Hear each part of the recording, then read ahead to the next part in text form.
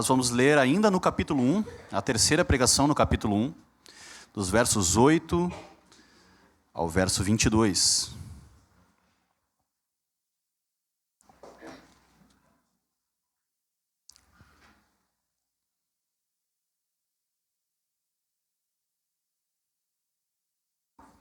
Ouça com fé o que diz a palavra de Deus. Vão, retornem para a casa de suas mães.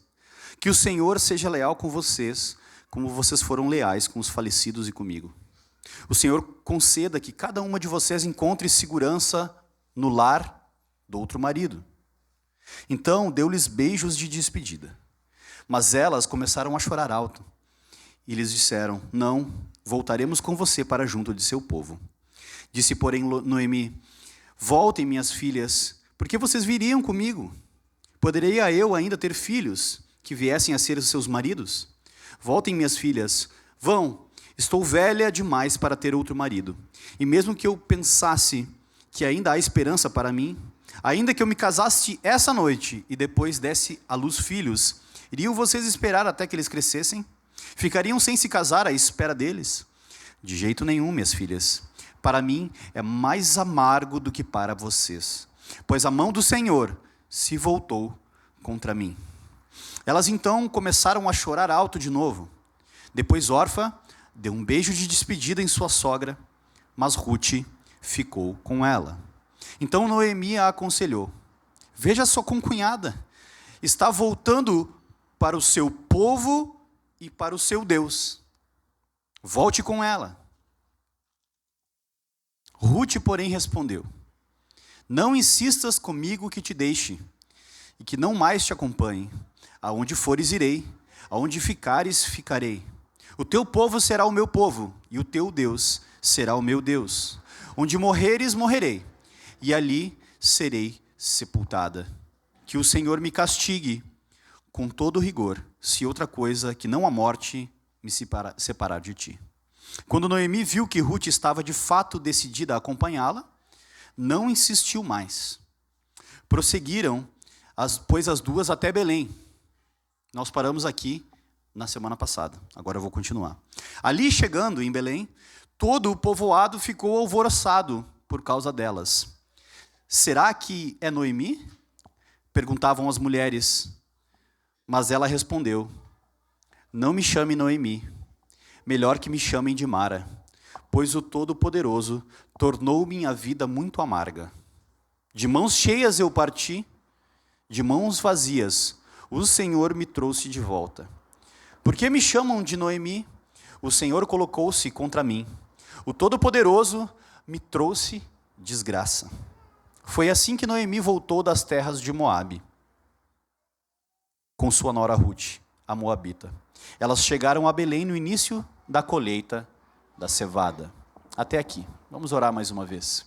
Senhor, nós voltamos os olhos para a Tua palavra, Senhor, buscando encontrar graça e misericórdia, buscando encontrar, Senhor, a mensagem de salvação e a mensagem do Evangelho, Senhor. E agora eu te peço que o mesmo Espírito, o Espírito Santo de Deus, que inspirou essas palavras, possa também abrir os nossos corações e abrir as nossas mentes, os nossos olhos para enxergar a Tua graça, explodindo diante dos nossos olhos em amor e misericórdia.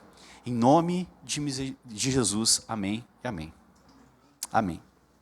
Você pode tomar o seu assento.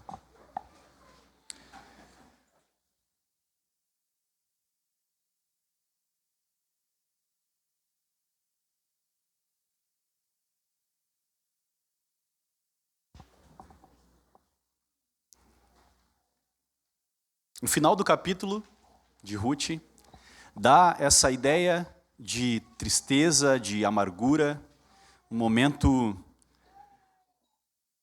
um contraste entre a esperança de Ruth e a amargura de Noemi.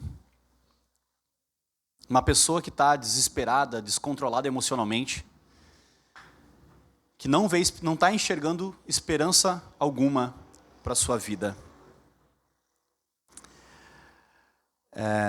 Uma coisa que eu acho interessante, só a nível de introdução, quem já trabalhou na construção civil sabe que os pedreiros gostam de botar apelido, né? As pessoas. Provavelmente todos vocês aqui já estudaram com algum cabeça na escola.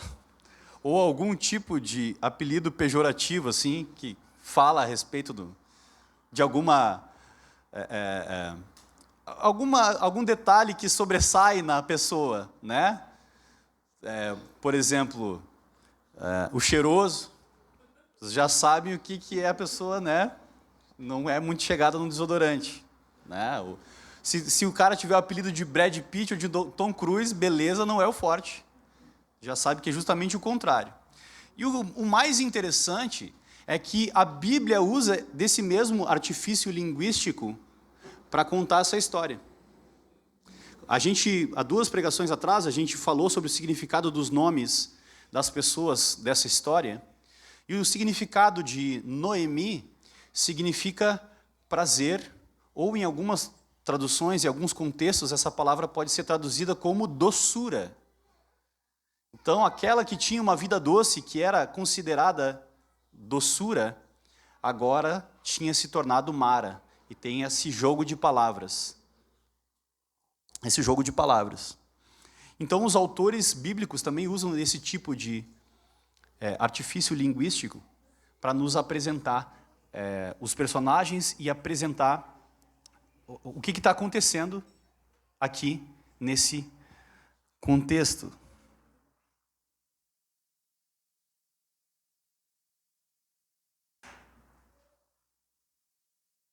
Os nomes e os apelidos nos ajudam a conhecer, então, as pessoas.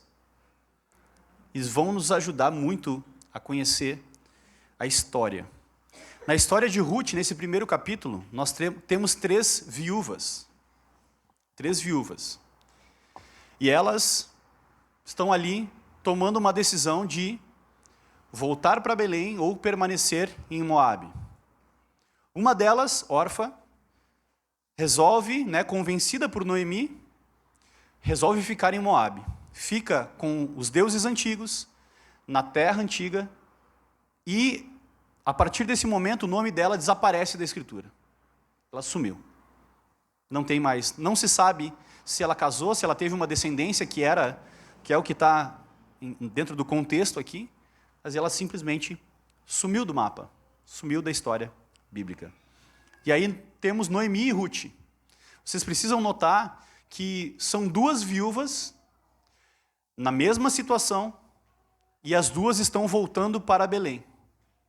E aqui o contraste, sei que vocês estão acostumados lembra da série de 1 João que a gente ficou mostrando os contrastes? Aqui a Bíblia mostra mais um contraste.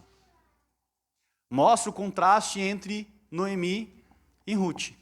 Noemi é alguém amargurada, desesperançosa, desesperada, enquanto Ruth, a improvável moabita que crê no Deus da aliança, está confiando em Deus e está prestes a enfrentar todos os desafios que tem pela frente, porque confia no amor pactual de Deus. Esse é o contexto em que nós estamos aqui, ainda dentro do capítulo 1. Então, Noemi deixou de ter uma vida doce e feliz e se tornou uma pessoa amarga, triste e sem esperança. Quando a adversidade, os problemas batem na nossa porta, nós somos tentados a agir diferente daquilo que nós acreditamos, daquilo que nós professamos. É na provação que a nossa fé é provada, por isso que é provação. É na provação que a nossa fé, aquilo que nós confessamos, que nós dizemos, não, eu creio em Deus acima de todas as coisas, eu confio plenamente no Senhor, até a adversidade bater na nossa porta. Quando a adversidade bate na nossa porta, é que a gente vai demonstrar aquilo que realmente nós cremos. Nós vamos demonstrar se de fato cremos ou não cremos.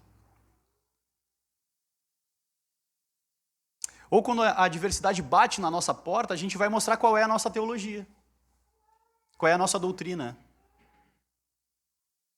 as nossas convicções a respeito de Deus, a respeito de nós mesmos e a respeito do futuro, quando a adversidade bate na nossa porta, o nosso coração é exposto. E é o que está acontecendo com Noemi. A adversidade, é óbvio, não quero assim também ser desonesto com Noemi, a ponto de, né, ela está viúva, está desamparada. Ser viúva naquela época é algo desesperador, ela não tinha como se sustentar. É muito diferente do contexto de hoje, que, né, por mais difícil que seja, a mulher pode ir à luta, pode trabalhar, pode se sustentar sozinha. Uma mulher viúva naquela época não conseguia se sustentar sozinha. Ela dependia da bondade e misericórdia das pessoas, da sociedade, ou de repente, alguém casar com ela e aí sustentar ela. Novamente, ela já era uma mulher velha. Então tem razão de ser a tristeza, a amargura e o desespero de Noemi. Mas o sofrimento, ele tem a capacidade de refinar a fé verdadeira ou de destruir com uma fé falsa, né? Revelar uma fé falsa, vamos colocar dessa maneira. O sofrimento refina a fé verdadeira, provoca a fé verdadeira para crer mais ainda, para ir além, para demonstrar ainda mais confiança no Senhor.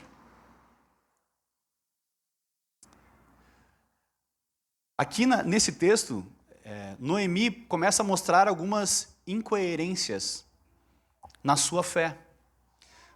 Ruth, né, sua nora, conheceu o Deus da aliança, o Deus de Israel, através da família de Noemi. Então, muito provavelmente, eles eram uma família crente, que falavam sobre o Deus da aliança, falavam o que Deus tinha feito, né, de tirar o povo, toda aquela história do povo judeu, de tirar o povo do Egito, os milagres, né, as pragas, os milagres no deserto, a conquista da terra prometida, tudo isso era contado. E Ruth passou a crer no Deus de Noemi, tanto que ela faz aquele juramento, né? Meu Deus, o teu Deus será o meu Deus. Só que Noemi não estava mais confiando em Deus, naquele Deus. Ruth, sim. Então Noemi está confusa. Noemi sabia que a vida de uma moabita era extremamente difícil na terra dos judeus. Ruth ia enfrentar muitas dificuldades na terra dos judeus. Os judeus tinham aversão aos moabitas. E aí Noemi chega lá de mãos vazias e ainda com uma moabita a tiracolo. E aí o povo ficou meio, o que aconteceu lá? Começou a julgar, a olhar com olhos de julgamento e de desprezo para Noemi e também para Ruth. Então, sabendo disso, Noemi tenta persuadir Ruth a ficar em Moabe. E olha só que estranho que é a teologia de Noemi. Eu queria frisar isso muito bem. Porque se a gente lê de maneira desatenta esse texto, pode fazer algum sentido. Mas eu quero ler com vocês com calma e mostrar os perigos de uma deformidade na teologia, como é perigoso. Olha só o que ela diz aqui. Ela diz assim: Noemi, vão, retornem para a casa de suas mães. E ela usa o nome pactual de Deus aqui. Toda vez que na sua Bíblia aparecer Senhor com letra maiúscula, a pessoa está se referindo a Yahvé, o Deus da aliança. Que o Senhor seja leal com vocês como vocês foram leais com os falecidos e comigo. O Senhor conceda que cada uma de vocês encontre segurança no lar do outro marido. Olha o que está acontecendo aqui. Noemi está abençoando as suas noras para ficarem com um povo que é idólatra. Entenderam? Noemi está abençoando as suas noras para ficarem com um povo que é idólatra. Está errado isso. Não está correto.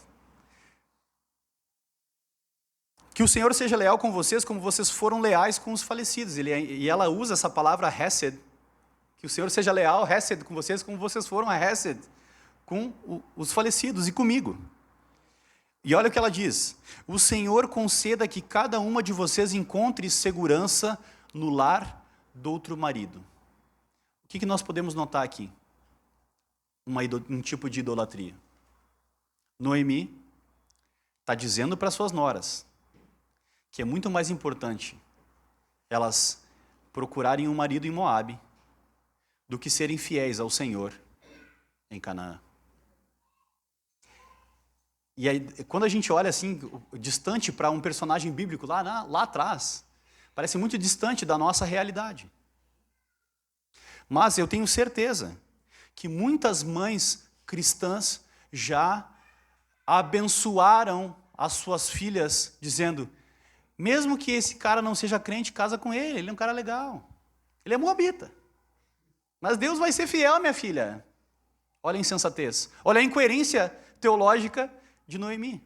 E talvez muitas mães estão agindo como Noemi, abençoando as suas filhas e as entregando para pessoas que não são cristãs. Deus vai ser fiel. Ó a distorção. Deus vai ser fiel. Vai lá. Ela está dizendo, com essa atitude, ela está dizendo que casar é mais importante do que ser fiel a Deus. Casar com alguém e ter um bom casamento, casar com um cara rico, vamos colocar dessa maneira, ou com alguém, né, que tem futuro, é mais importante do que ser fiel a Deus. Esse é o conselho de Noemi. Alguém que está abalado, está confusa da sua teologia. Está confusa. Está estranho esse negócio. Noemi sabia que só existe um Deus verdadeiro.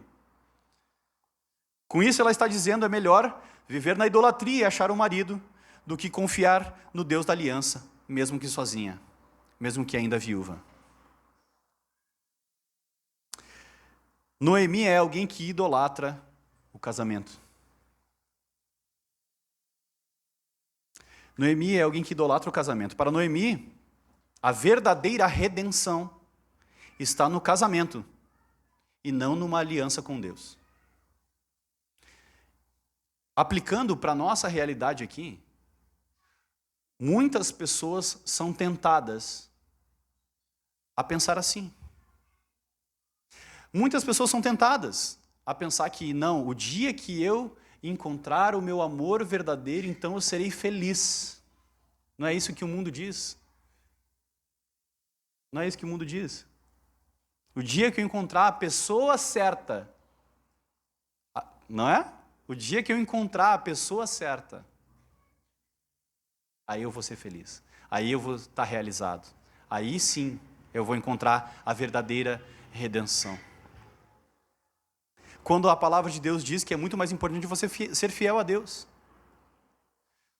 Se você colocar Deus em primeiro lugar, Deus pode, transformar, Esse negócio de pessoa certa é meio controverso, né? Ninguém casa com a pessoa certa. Tu casou com a pessoa, ela é a certa, acabou. Essa aí é a certa para ti, já era. É isso aí. É isso aí, é a certa. Casou, se tornou a certa.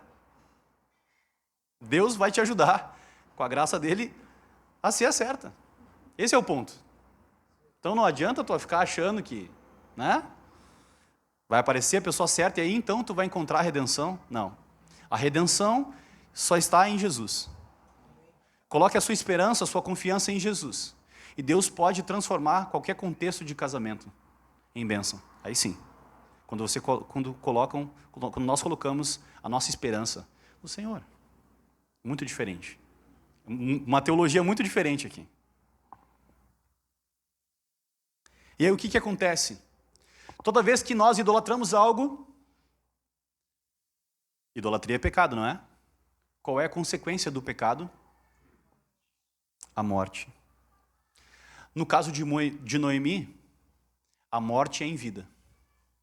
A morte é a amargura da sua alma, que se agarrou à alma dela. Essa é a morte, é a consequência. É a vergonha, porque ela tem que voltar para Belém.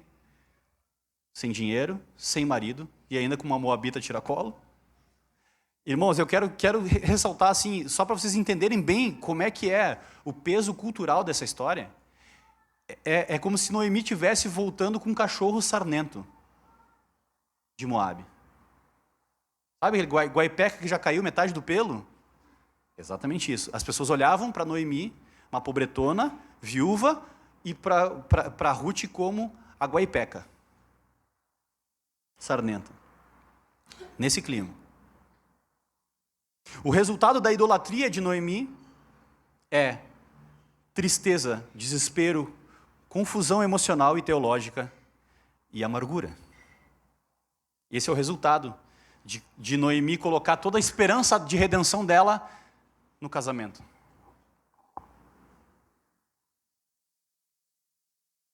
E aqui, a gente pode fazer uma aplicação também para muitas irmãs cristãs que realmente convertidas, que estão sofrendo e tendo muita amargura na vida por não terem entendido isso. Por mais bonito, inteligente, fiel, dedicado, gentil que seu marido ou namorado seja, ele é incapaz de promover redenção para você. Nós temos um caso famoso aí pipocando, não é mesmo?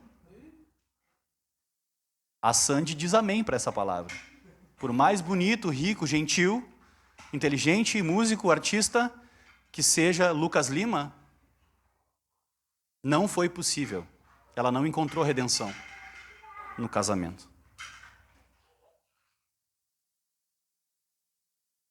Se você colocar a sua expectativa de alegria, satisfação no seu marido, você vai ter uma vida amarga. E vai amargar também a vida dele e das pessoas que estão ao seu redor.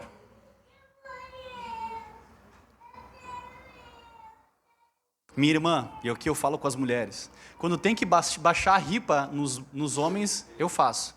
Mas hoje o meu papo aqui é mais com as mulheres. Geralmente as mulheres são mais românticas e mais deslumbradas, né? É muita comédia romântica na adolescência e depois estraga a pessoa, né? Então, geralmente as mulheres, né? Salvo raras exceções. Salvo raras exceções. Tem as pessoas que romantizam o casamento. Irmãs, uma semana de casamento já é suficiente para você descobrir que o seu casamento não vai ser uma comédia romântica. E sem Jesus pode se tornar um drama e uma grande tragédia, um filme de terror, talvez. Essa é real. Então, se você colocar a sua expectativa de satisfação, e aqui também vai para as casadas, tá? Então, quando tu é solteira, ou quando tu é solteiro, tu coloca toda a tua expectativa de satisfação, de alegria, no casamento. E aí, quando tu casa, aí tu coloca esse peso, esse fardo infinito nas costas do dito cujo, do abençoado. Esse cara tem que trazer redenção para mim. Ele tem que me fazer feliz, eu casei com ele, agora azar o dele. Agora ele vai comprar o que eu quero, ele vai me levar onde eu quero, vai ser do jeito que eu quero, e ele vai me fazer feliz. O nome disso é idolatria do casamento. Você está esperando que o seu marido, ou também a sua esposa, promova aquilo que só Cristo pode promover no seu coração. Idolatria do casamento. Nós não estamos lendo esse livro, Deuses Falsos, está sendo muito pertinente, está ajudando muito a gente a entender esses conceitos. De quando a gente idolatra uma coisa, não, isso aqui, não, vai dar ruim.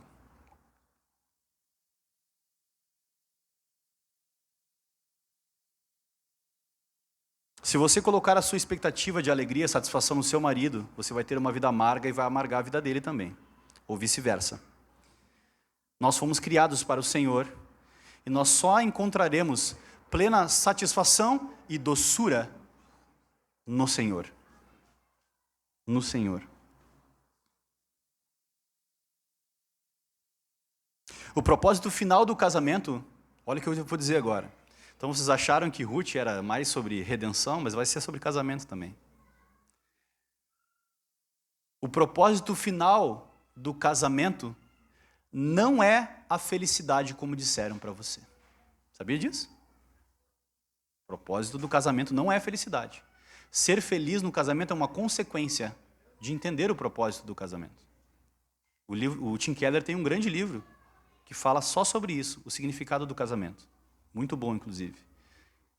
Daí, se lê esse livro, daí comédia romântica nunca mais, né? Netflix já era.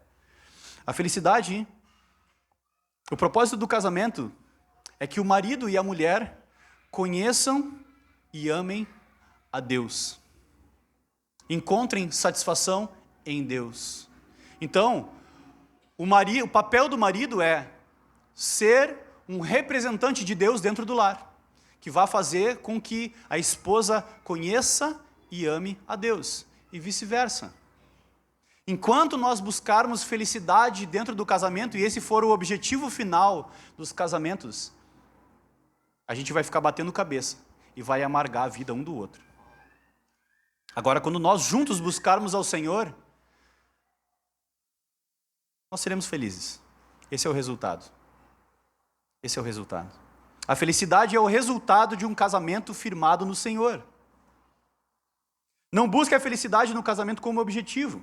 Busque ao Senhor, e a felicidade será consequência da benevolência do Senhor do casamento. Foi Deus que criou o casamento, com o propósito certo. Quando os dois estiverem focados em buscar a Deus, em se satisfazer em Deus, a felicidade vai ser uma consequência dentro do casamento. Podia encerrar a mensagem aqui e nós ir para casa, mas eu tenho bastante coisa a falar antes.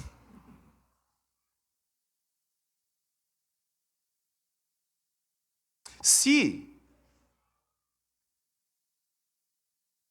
o propósito do casamento não é a felicidade, minha irmã solteira, o meu irmão solteiro, você precisa encontrar não alguém que vai satisfazer os seus desejos, mas você precisa encontrar alguém que vai te aproximar do Senhor.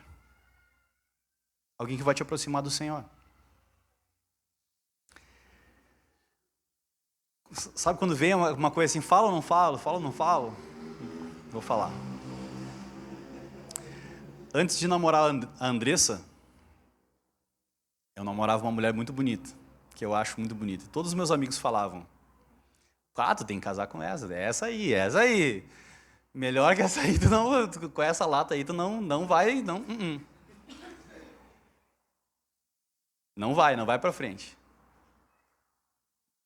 E um dia o meu pai me deu um conselho. Acho que talvez esse foi o único conselho que eu ouvi do meu pai em toda a minha adolescência, juventude. Ele falou, não é essa aí. Não é essa aí. Foge, que tu vai te enrolar. Se tu casar errado, vai ser para a vida inteira. Vai ser para a vida inteira. E aí eu fugi desse relacionamento. Terminei esse relacionamento. E tempos depois eu conheci a Andressa. A Andressa é linda, vocês sabem disso, né? Não é novidade, né? Ela é linda, inteligente. Mas o que mais me chamou a atenção na Andressa é que ela me aproximou do Senhor.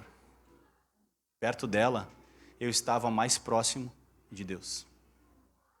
Então, o resto, a beleza, a inteligência, o bom gosto, todas as qualidades que ela tem, vieram de brinde.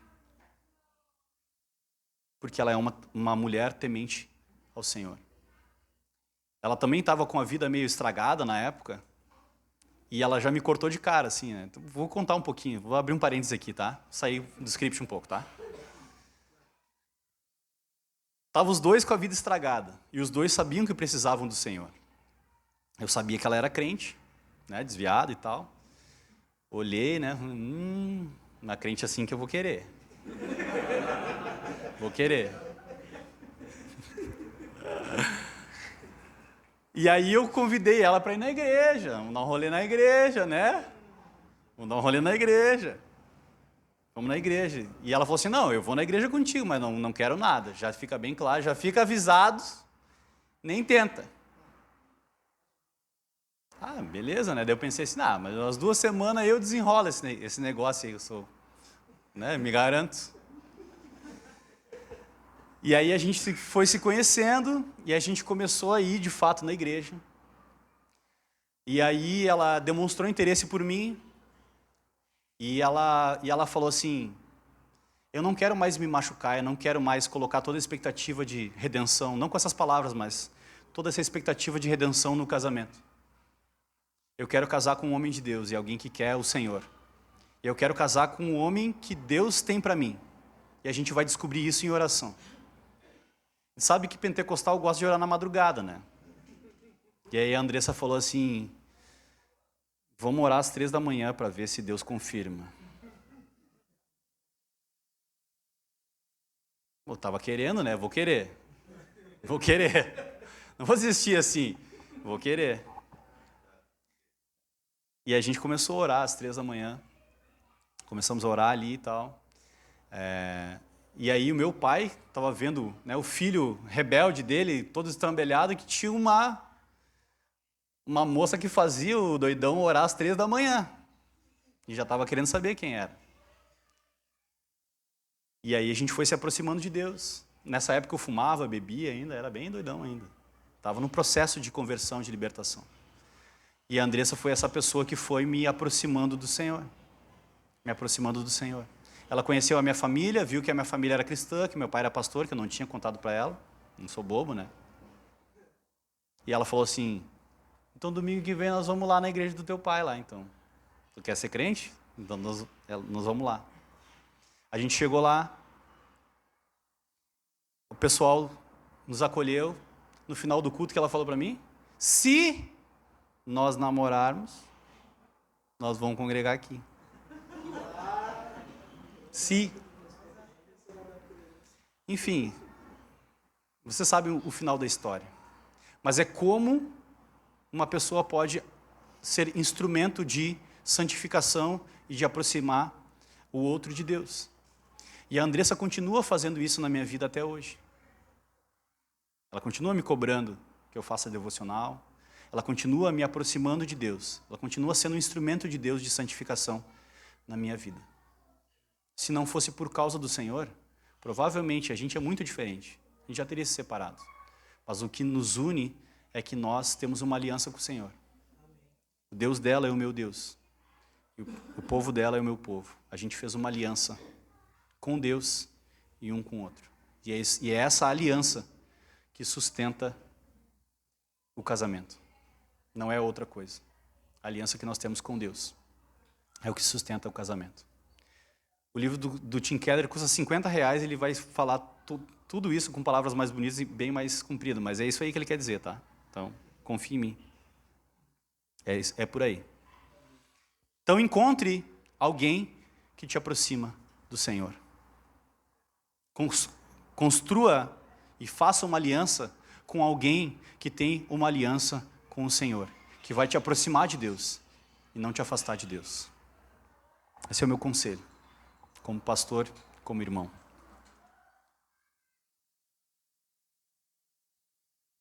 Talvez aqui muitas irmãs estejam inquietas, tristes, amarguradas, porque estão projetando expectativas irreais dentro do seu casamento. Estão confusas porque pensam que o propósito do casamento é outro, que não aproximar a pessoa de Deus, a pessoa ser satisfeita em Deus. Isso é ruim. Isso é muito ruim. Sei que tem muito homem mequetrefe hoje em dia, mas ao mesmo tempo eu vejo muitos maridos que se dedicam, que cuidam, que amam as esposas e têm sofrido por causa dessa amargura e insatisfação de suas esposas. Tem sofrido, porque a esposa colocou toda a expectativa de redenção no marido e não no Senhor. E não no Senhor. Então cuidado. Cuidado para que você não caia no mesmo pecado de Noemi, que é a idolatria do casamento. A idolatria do casamento. Continuando, olha o que acontece. Quando a amargura se apega ao nosso coração, ela cega o nosso discernimento. Ruth estava ao lado de Noemi. Deus tinha colocado uma bênção ali do lado dela. Alguém para acolhê-la, alguém para amá-la, alguém para ser companheira dela.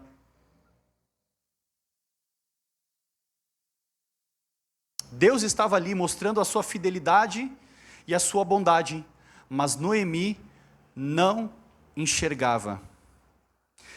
Depois daquele discurso de juramento de Ruth para Noemi, que ela fala, o teu Deus será o meu Deus, o teu povo será o meu povo, aonde você morrer, eu vou morrer também, ali eu vou ser enterrada. O que Noemi responde? Nada. Silêncio. Por quê? Porque Noemi está cega por causa da amargura. Sabe aquela pessoa que só vê coisa ruim? Só vê bichinho? Nunca está bom? Nada está bom? Noemi. O pecado em nós gera esse tipo de amargura. E a gente tem uma tendência pessimista a só enxergar as coisas ruins. a não enxergar a graça de Deus ao nosso redor. Ruth era a personificação da graça de Deus do lado de Noemi. E mesmo depois daquele discurso lindo, Noemi continua em silêncio. Noemi não responde nada. Ela não consegue enxergar a graça de Deus do lado dela. Cuidado com a amargura. A amargura não só torna a nossa vida ruim, mas também nos impede de ver as coisas boas que Deus nos dá. A misericórdia de Deus se renova a cada manhã. Nós cantamos aqui, tua bondade me seguirá. Só pode cantar isso com convicção quem realmente enxerga a bondade e misericórdia de Deus todos os dias na sua vida. Não adianta cantar a bondade de Deus no domingo e acordar segunda-feira amargurado, reclamando e murmurando. A bondade de Deus que nós cantamos no domingo, ela está presente na segunda-feira. Abra os olhos. Abra os olhos pelo Evangelho. Abra os olhos.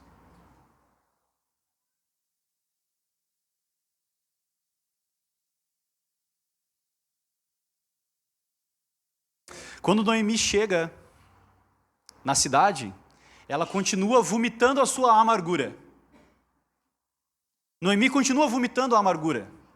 Olha o que ela diz: não me chamem Noemi, chame-me de Mara, pois o Todo-Poderoso tornou a minha vida muito amarga. De mãos cheias eu parti, e de mãos vazias o Senhor me trouxe de volta. Ela não veio de mãos vazias. Ela veio com Ruth do lado. Alguém que estava disposta a dar a vida por ela. Que estava ali para ser companheira, amiga, um socorro, um alento. E a amargura de Noemi ainda estava a cegando. Vocês lembram que a Bíblia diz que a boca fala do que está cheio o coração? Noemi está vomitando amargura. Ela não enxerga nada de bom. De mãos cheias eu parti, mas de mãos vazias o Senhor me trouxe de volta. O Senhor colocou-se contra mim. Olha só que forte essa frase, o Todo-Poderoso me trouxe desgraça. Ela está atribuindo a desgraça dela ao Senhor. E aqui tem um ponto interessante. Tem um ponto muito interessante aqui. Nós pregamos aqui e ensinamos pela perspectiva do calvinismo. Deus é soberano. Nós ensinamos isso aqui, com clareza, com firmeza e com convicção. Deus é soberano. As coisas que acontecem na sua vida é porque Deus as predestinou, as escolheu. Todo o sofrimento que você passou até aqui tem a ver com a decisão de Deus de te fazer sofrer para abrir os olhos para te trazer para perto, assim como Ele está fazendo aqui com Noemi. Essa desgraça que bateu na porta de Noemi foi para trazer ela para Belém novamente para o povo de Deus. Noemi está correta em parte na sua teologia. Noemi crê na soberania de Deus, mas não consegue enxergar a graça de Deus. Muitas pessoas, quando ouvem as doutrinas do calvinismo, quando ouvem que Deus é soberano, que nós somos pecadores, acabam ficando amargurados, começam a ficar pessimista. É um calvinismo fatalista. É tudo ruim. Tudo é tristeza. Eu sou um pecador miserável, um verme infeliz. Calma. A perspectiva é que Deus tem uma graça soberana. A graça de Deus é soberana. A soberania de Deus é graciosa. Esse é o Deus que nós cremos. Não só um Deus que é soberano, que determina certas coisas, que muitas vezes permite que o mal bata na sua porta. Mas, na mesma medida em que Deus permite que o mal bata na sua porta, Deus também estende a mão da graça para te acolher. Esse é o Deus que nós cremos. É um Deus que é soberanamente gracioso, que é graciosamente soberano. Esse é o Deus que nós cremos. Nós cremos na soberania de Deus, sim. Mas nós também cremos proporcionalmente na graça de Deus, na superabundante graça de Deus. Essa é a verdade. Quer ser calvinista? Seja calvinista do jeito certo. creia na totalidade da teologia da graça de Deus e da soberania de Deus. Um calvinismo sem graça não é calvinismo. Não entendeu nada ainda. Está recém engatinhando na teologia. Cuidado! Cuidado para não apresentar um Deus que governa tudo, mas que não demonstra graça para com os pecadores. Cuidado. Esse não é o Deus que nós queremos, é só um recorte. É só um recorte. Graça soberana é um bom nome para uma igreja, não é? Agora que a gente já falou mal de Noemi, identificou os pecados dela, sua amargura, eu quero falar a respeito de Ruth. As duas personagens que estão aqui presentes nessa história. Ruth é o contraste de Noemi. Ruth é o exemplo. Ruth é como nós deveríamos ser. É alguém que tem uma fé madura, que tem uma fé sólida no Senhor, no Deus da aliança. Ruth ouviu da boca de Noemi a respeito do Deus da aliança. E hoje ela crê mais e tem uma convicção maior do que Noemi. Vocês conseguiram perceber isso? Ruth era uma nova convertida. Está no primeiro amor ainda. Ela está ali feliz, ela está confiante, mesmo com o sofrimento. Noemi já tem 30, 40 anos de igreja. Ela, isso aí eu já conheço. Essa teologia tua aí, essa pregação aí, isso eu já ouvi 30 vezes. Não me toca mais. Amarga. Ruth não. Ruth crê no Deus da aliança. O autor do livro mostra esse contraste gigantesco entre essas duas personagens. O desespero de Noemi e a confiança de Ruth. Noemi espera a redenção do casamento. Ruth confia que a redenção virá do Senhor. Noemi é amarga. E a convicção e firmeza de espírito de Ruth. É um contraste.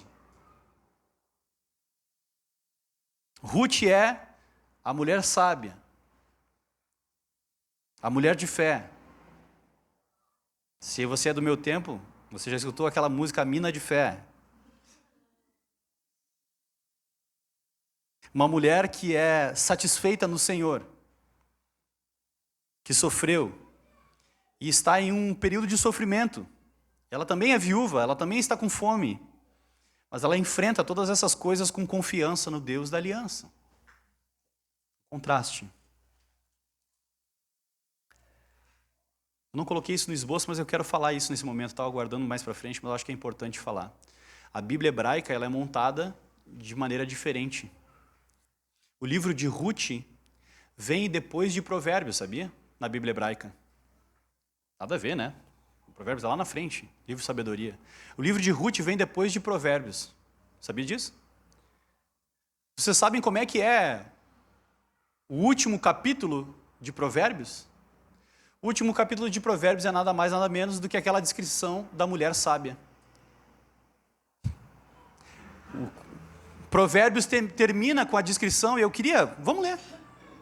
Acho que vai ser interessante isso.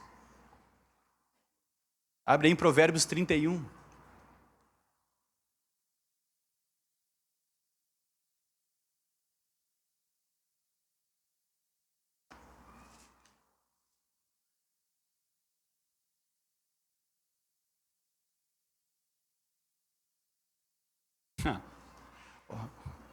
Provérbios 31, a partir do versículo 10, o subtítulo é A Mulher Exemplar. Uma esposa exemplar, feliz quem a encontrar. É muito mais valiosa que os rubis. Seu marido terá plena confiança nela, e nunca lhe falta coisa alguma. Ela só faz o bem, e nunca o mal, todos os dias de sua vida. Ela escolhe a lã e o linho, e com prazer trabalha com suas mãos. Como os navios mercantes, ela traz de longe as suas provisões. Então, achar que o cristianismo é patriarcal e não permite que a mulher não sei o quê, está errado, tá? A mulher de Provérbios 31 trabalha e trabalha bastante e contribui também. Não tem problema nenhum aqui. Antes de clarear o dia, ela se levanta, prepara comida para todos da casa e dá tarefas às suas servas. Ela avalia um campo e o compra. com o que ganha planta uma vinha.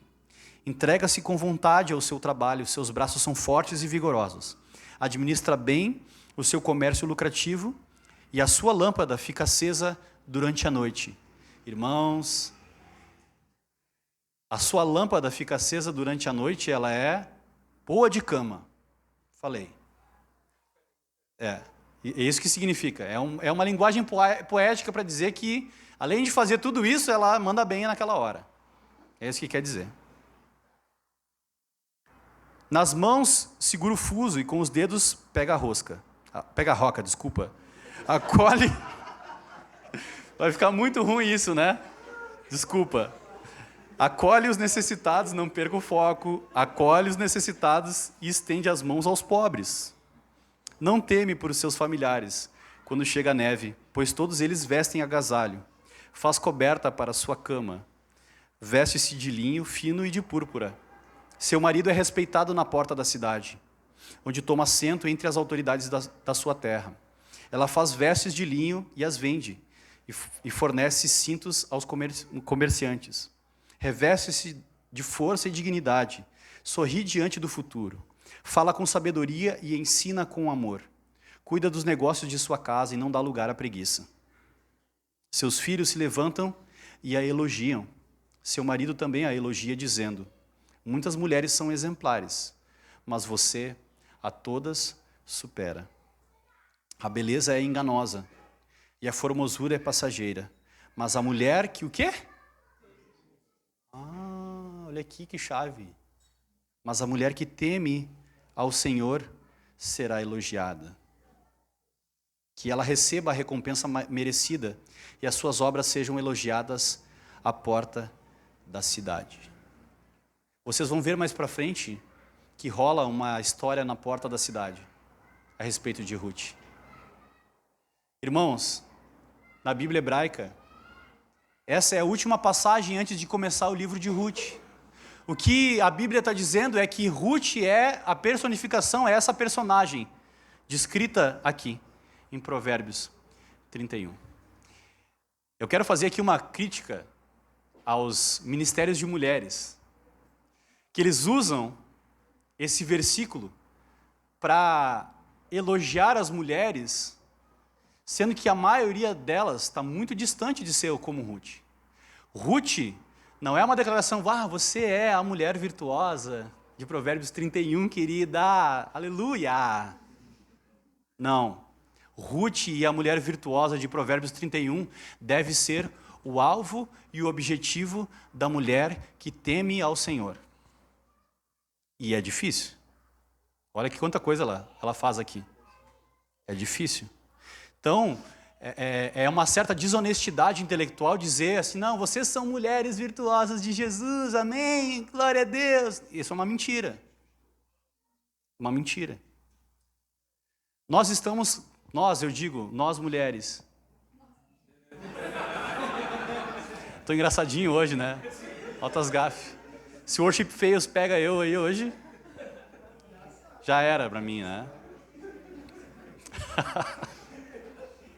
Estou fazendo isso aqui de propósito, gente, porque eu estou, cutucando as mulheres, então é só para dar uma aliviada. Esse é o alvo, deve ser o alvo, para nós mulheres, então, deve ser o alvo da sua vida. Você não pode achar que já é a mulher de Provérbios 31, porque a Bíblia diz a respeito de uma mulher virtuosa. Mas você deve buscar no temor do Senhor ser uma mulher de Provérbios 31. Amém, mulheres? Amém.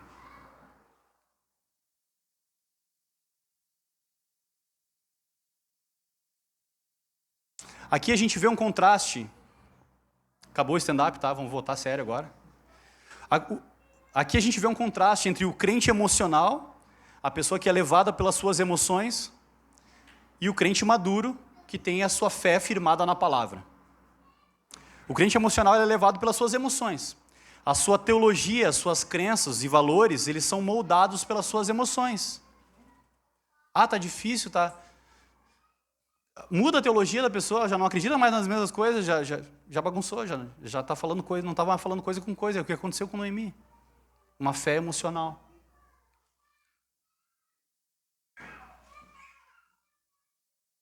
Quando está tudo bem, quando está tudo lá em cima, e ela está em casa, escutando louvores, está escutando aquela música da Jamile que vocês conhecem, campeão, vencedor. É crente emocional, por isso que a gente não canta essa música aqui. Música de crente emocional. Não tem nada de evangelho nessa música aí. Peguei vocês, né? Não tem nada de evangelho. Se tu olhar a letra da música, ruim. É música gospel? Ruim. Péssimo. A mulher de Provérbios 31 canta: só em Jesus eu encontrei minha esperança, luz, canção, lugar seguro nele achei, rocha que não se abalará. Isso é música de mulher cristã. Isso é música de Ruth. Música de Noemi é campeã. É isso aí. Contrastes. Contrastes. A dificuldade bateu na porta. Isso aqui é a frase do meu pai. A dificuldade bateu na porta, o discernimento e a fé pulam pela janela.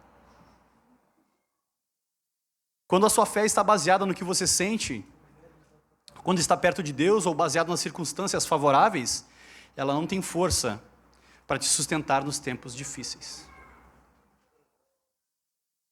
Essa é a fé de Noemi. Agora, quando a sua fé está baseada nas promessas e na fidelidade de Deus, ela é sólida. A fé verdadeira está firmada na revelação e caráter Hesed de Deus, por mais que as circunstâncias digam o contrário.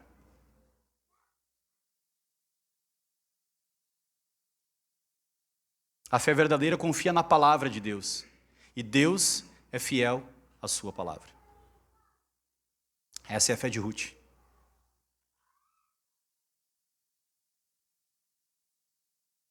Noemi é crente há mais tempo do que Ruth, mas Ruth é mais crente do que Noemi. Isso quer dizer o quê? Que tempo de fé não é sinônimo de maturidade espiritual. Tempo de fé não é sinônimo de maturidade espiritual. A maturidade espiritual vem na confiança nas promessas e no Deus da aliança. Você pode ter 2 anos de fé, 1 ano de fé, e ter uma confiança profunda na palavra e nas promessas de Deus, e ser um crente maduro, com 2, 3 anos de fé. Você pode ter 30, 40 anos de fé, e estar cantando Jamile ainda.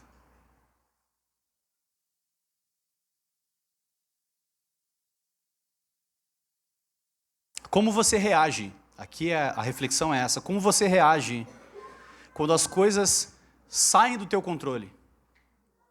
Como você reage quando o sofrimento bate na sua porta? Ter fé é demonstrar confiança em Deus quando está tudo bem. Ter fé e demonstrar confiança em Deus quando está tudo bem é fácil. O difícil é permanecer firme e esperançoso no Senhor quando tudo está mal, quando tudo parece estar contra nós.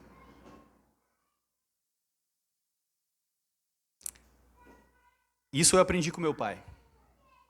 A fé verdadeira precisa estar além das nossas emoções. Ela precisa ser a base onde as nossas emoções se estabilizam, não o contrário. A gente não pode estabilizar a nossa fé nas nossas emoções. A gente tem que estabilizar as emoções na nossa fé. As nossas emoções, eu ouvi muito isso do meu pai. As nossas emoções não podem suplantar a nossa fé. Não podem. Terceiro ponto e último. Falamos sobre a amargura de Noemi por causa do pecado. Falamos sobre a idolatria do casamento. Falamos sobre Ruth como esse modelo de fé, em contraste com Noemi. O alvo de toda mulher cristã, olhar para o livro de Ruth, olhar para a mulher virtuosa de Provérbios 31 e buscar no Senhor se parecer com essa mulher, crescer em santidade em direção desse alvo. O último é, olhando para o povo de Israel. Olhando para o povo de Israel, como nós recebemos as pessoas que vêm até a igreja. A igreja é Belém. A igreja é a casa do pão. É aqui que nós anunciamos o pão da vida, Jesus. E as pessoas estão vindo até aqui para ouvir sobre Jesus. Como nós reagimos com as pessoas que entram por aquela porta? Como nós a acolhemos? Nós olhamos elas com um olhar de desdém? Olhamos elas, olha, esses loucão aí da Cidade Baixa? Ou nós acolhemos e demonstramos a graça de Deus para as pessoas que vêm aqui em busca de pão? Que vêm aqui em busca de Jesus?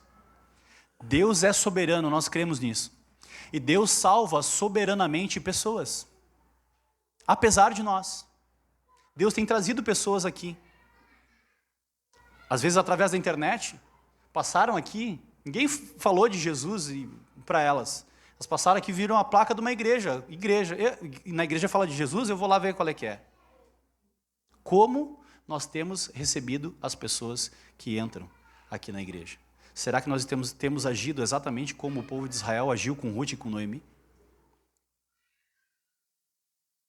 Eu falei na pregação passada e eu vou falar novamente. A função de Israel no Antigo Testamento era revelar o Deus verdadeiro. Essa era a função. Quando a pessoa entrava em Israel, ela tinha que conhecer o Deus verdadeiro. Esse era o propósito de Israel como povo, como nação naquela época. Olha para a igreja. A igreja é a detentora do evangelho. A pessoa não vai ouvir o evangelho por aí, no bar aqui. Nós é que pregamos o evangelho, essa é a nossa missão. Então quando ela entrar aqui, ela tem que ouvir o evangelho e ela tem que ver o evangelho em nós. Na forma como nós lidamos uns com os outros, na forma como nós acolhemos as pessoas. As pessoas querem ver o evangelho. Muitas pessoas não vêm para a fé cristã porque não veem o evangelho que nós falamos. Essa é a real. Precisa haver uma coerência entre aquilo que pregamos e aquilo que tentamos viver. A cultura da igreja precisa refletir a cultura do evangelho. E nós precisamos crescer em acolhimento. Precisamos crescer em acolhimento.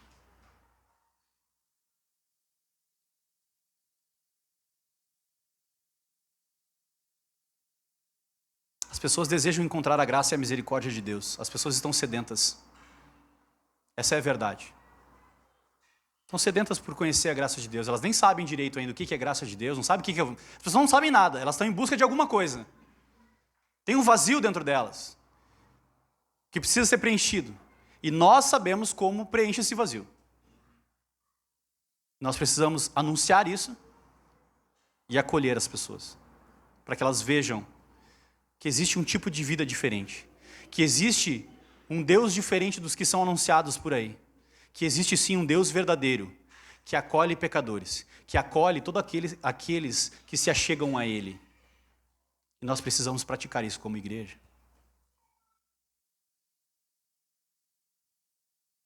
Que de fato a nossa igreja seja a casa do pão, onde pessoas encontram o alimento espiritual que é Cristo, mas também o abraço da igreja, o acolhimento que é a graça tangível de Deus. A graça tangível de Deus.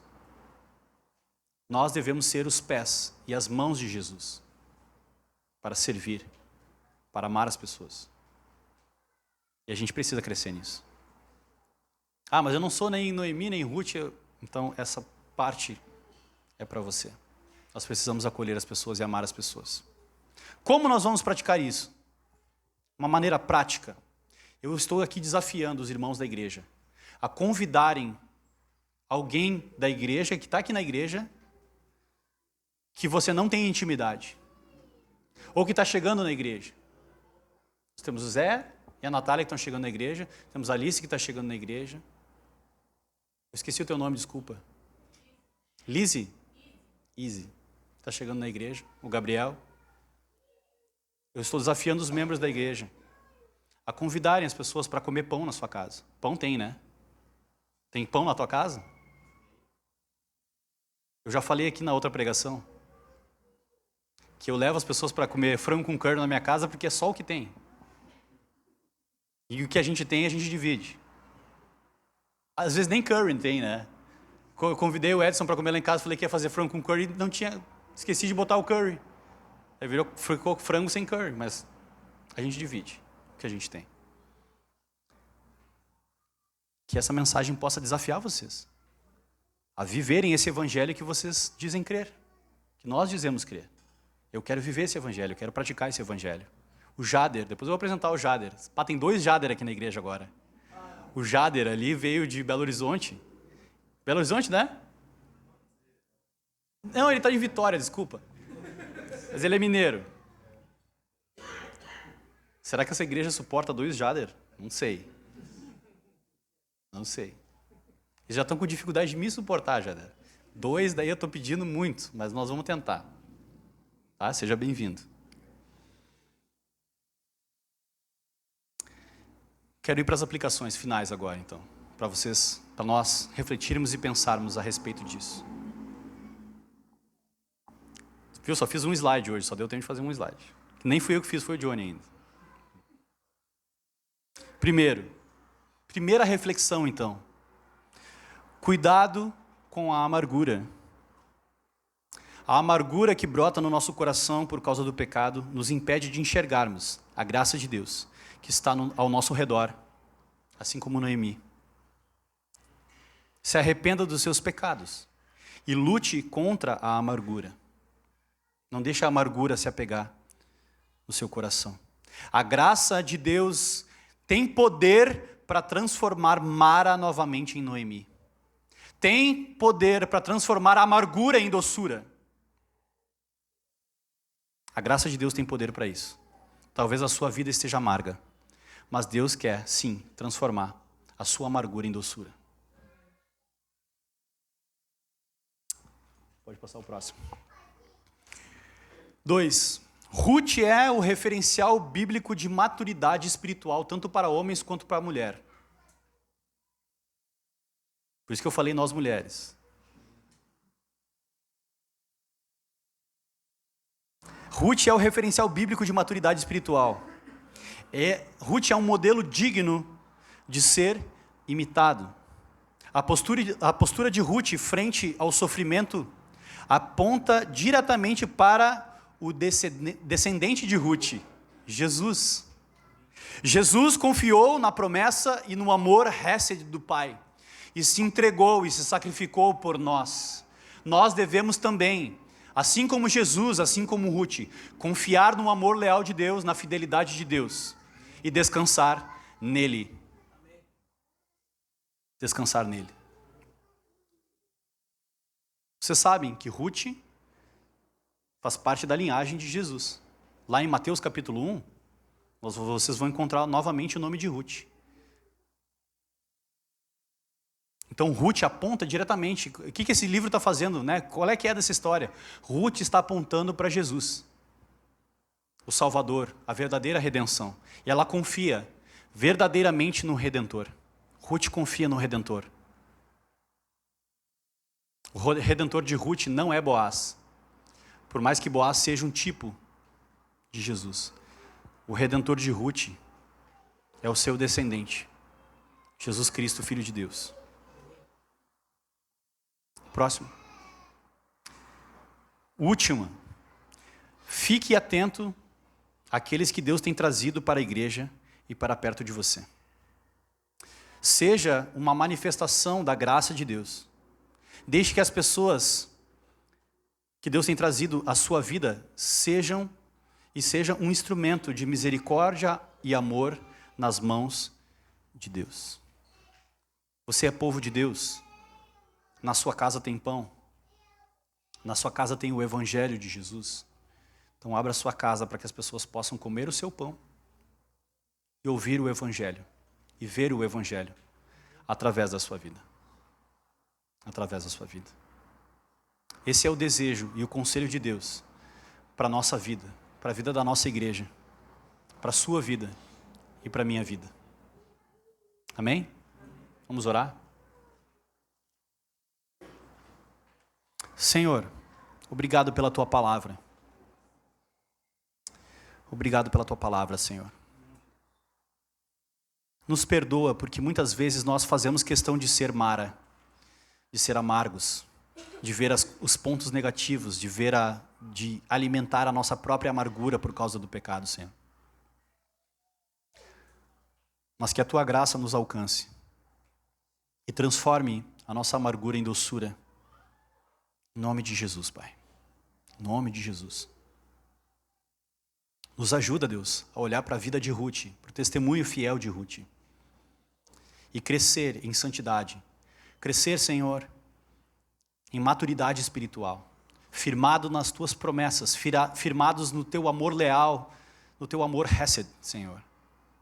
Nos ajuda a confiar em Ti. Em nome de Jesus. Em nome de Jesus. Mas também, Senhor, abre os nossos corações, abre os nossos braços, abre as nossas casas para que nós possamos receber pessoas que têm buscado por pão na casa do pão, Senhor. Que têm buscado a Ti, Senhor. Que essas pessoas possam conhecer verdadeiramente o Evangelho, a graça de Deus, o amor de Deus. Em nome de Jesus. Amém, amém e amém. Amém?